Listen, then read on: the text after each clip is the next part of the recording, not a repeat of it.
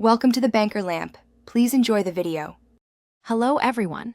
In this video, I will show you how to remove a BMW X5 tail light. This is a straightforward process that you can easily do yourself. First, always ensure your vehicle's ignition is off for safety. Then, open your trunk to gain full access to the tail light assembly. You will need a few basic tools, typically a trim removal tool and a socket wrench with various sizes, such as a 10mm socket or a Torx bit, to get started. Let's dive in. Now that your trunk is open, the next step is to access the tail light's mounting points.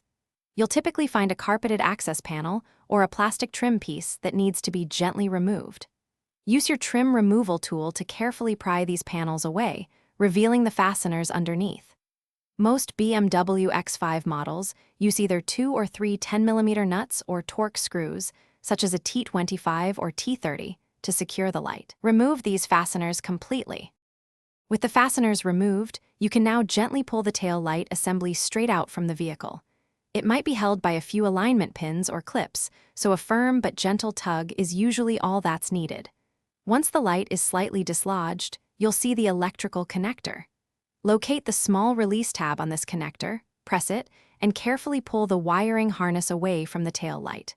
Now, your tail light is completely detached and ready for replacement or service.